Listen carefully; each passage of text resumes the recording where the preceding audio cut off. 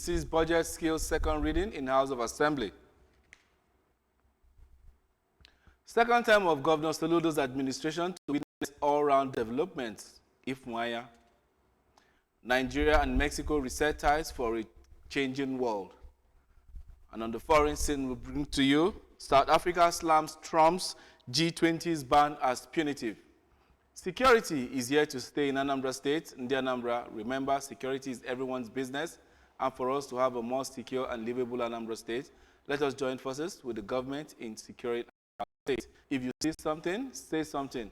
Report unscrupulous elements to the security operatives for better security of lives and property. Remember, the emergency numbers to call are 5111 and 0800-2200-008. Good evening. My name is Ajuluchukwu Okabwe. Welcome to ABS News.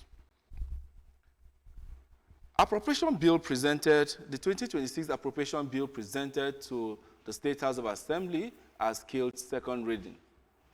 The proposed budget size, which stands at 757,884,478,705 naira, was debated extensively by the lawmakers during plenary.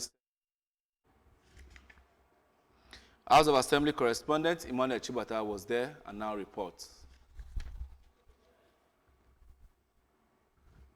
2026 budget represents a renewal of the state government social contracts with the people who have entrusted them with their mandates, and it is a consolidation of massive development in the state. Right to formally forward here with a copy of a bold draft bill. You are kindly requested to cause the bill to be presented before the House of Assembly for consideration and passage into law as appropriate.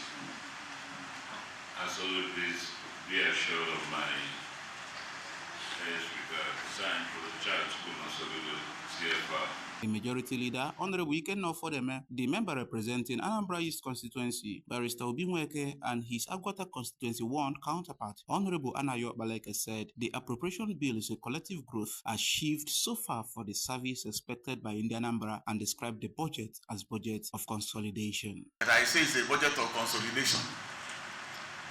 I can see a layer of estimates here. You can see that capital expenditure is higher than recurrent expenditure.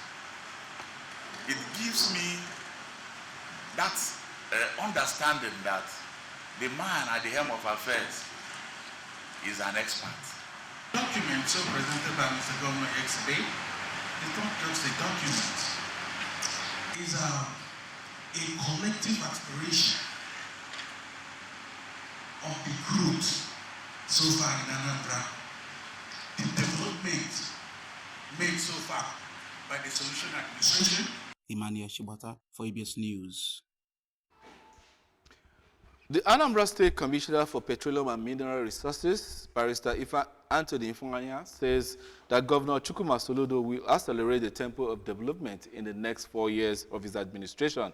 Speaking to the ABS in Oka, the barrister Ifeanyi, who said that the numerous works done by the governor include infrastructural development like roads, housing, healthcare, delivery, education, youth empowerment, among numerous others, have changed the living standards of Anambra. He maintained that Governor Soludo is finishing strong and that the next 4 years of his administration will witness all-round development in all sectors of the state's economy. The Petroleum and Mineral Resources Commissioner urged Anambra to continue to support the current administration of Governor Soludo for a livable and peaceful Anambra. Reactions have continued to trail Governor Soludo's re-election and presentation of the 2026 budget to the Anambra State House of Assembly with stakeholders across different sectors, describing the proposal as a forward-looking and development-driven.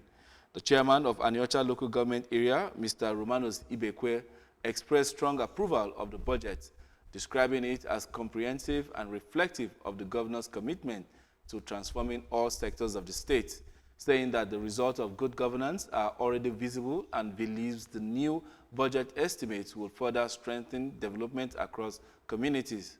On his part, the mayor of Idemili North local government area, Mr. Stanley Nkwaka, commended the heavy allocation to the capital expenditure, which stand at 79%, saying that the outcome of the budget will be felt through effective governance and efficient delivery of services. Also speaking, the former Speaker, Special Advisor on Petroleum, Mr. Peter Nwosu, assessed the 2026 budget in relation to the 2025 fiscal performance and believes that the previous budget was executed successfully, particularly in infrastructure and security, and expect similar results from the new proposal. Still to come on the news, Nigeria, Mexico reset ties for a changing world. As global alliances continue to shift, countries are reassessing old partnerships. To this effect, Nigeria and Mexico are seizing the opportunity to reinvent theirs.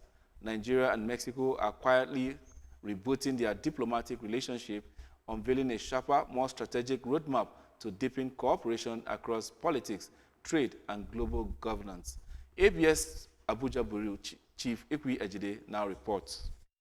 The plan includes a more structured calendar of high-level engagements ahead of the 50th anniversary of their diplomatic ties, a milestone both nations see as a springboard for renewal. Speaking during the first consultation mechanism on matters of mutual interest between Nigeria and Mexico in Abuja, the Permanent Secretary, Ministry of Foreign Affairs, Ambassador Dunoma Umar Ahmed, said trade is taking center stage with fresh business missions, stronger investment channels, and a renewed push to engage the Nigeria-Mexico Chamber of Commerce and Industry. He said legal frameworks are also being updated to protect investments and strengthen long-term cooperation. I encourage us to engage constructively, think creatively, and identify actionable steps that will strengthen cooperation across all sectors of mutual interest.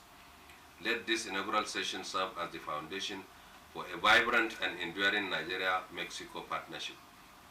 For the Director General for Africa, Central Asia and Middle East, Ministry of Foreign Affairs of Mexico, Ambassador Gomez Toledo, Mexico is watching developments in West Africa closely as Nigeria provides key insights on ECOWAS stability and its economic implications. On the multilateral front, both countries are aligning positions at the United Nations and exploring coordinated roles ahead of the future G20 summits, driven by a shared ambition for their fairer global representation. In Abuja, Princess Ekwi Ajide reporting. On the foreign scene, South Africa denounced U.S. President Donald Trump's decision to buy it from the 2026 G20 summit, calling the move punitive and driven by distortions that erode global cooperation. The two countries are at odds over a range of domestic and foreign policies, a standoff that came to a head after Washington skipped the G20 summit in Johannesburg last week. Trump said South Africa would not be invited to next year's meeting, which he plans to host at his own golf resort in Miami. Pretoria fired back in a statement late Wednesday saying South Africa was a G20 member in its own right and that its place in the bloc was decided by other members. Trump had cited what he described as horrific human rights abuses endured by white farmers and South Africa's refusal to symbolically hand over the G20 presidency at the end of the Johannesburg summit to the United States. South Africa on Tuesday handed over the G20 presidency at a low-key foreign ministry event after refusing to do so at the summit to a U.S. embassy representative, insisting Washington be represented at the right level.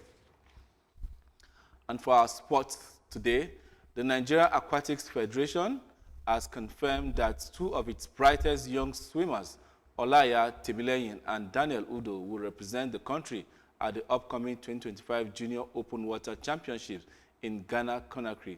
The pair have been in an intensive training camp in Lagos since early November as part of preparations supervised by the Federation under its president, Doku Chamberlain. Chamberlain said the event forms a key part of Nigeria's wider build-up to the Africa Youth Games taking place in Angola from December 10 to 20.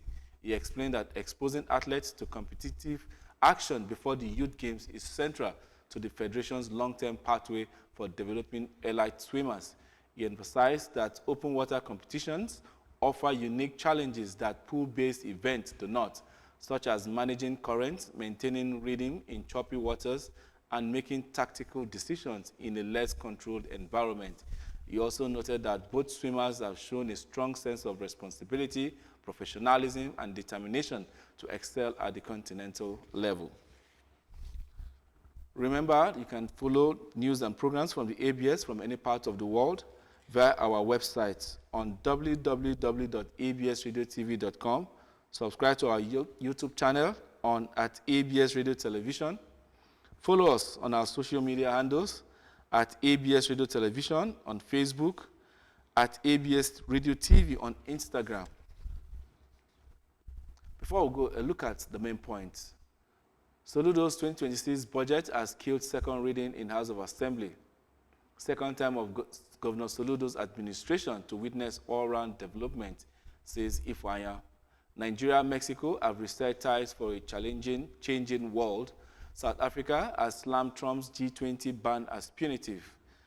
Security is here to stay in Anambra State. In the Anambra, remember, security is everyone's business, and for us to have a more secure and livable Anambra State, let us join forces with the government in securing our state. If you see something, say something. Report unscrupulous elements to the security operatives for better security of lives and property. Remember, the emergency numbers to call are 5111 and 0800-22-00008. And that's the size of our package this evening. Many thanks for joining us. My name is Ajuluchukwu Wakabwe, wishing you a peaceful night rest. Bye for now.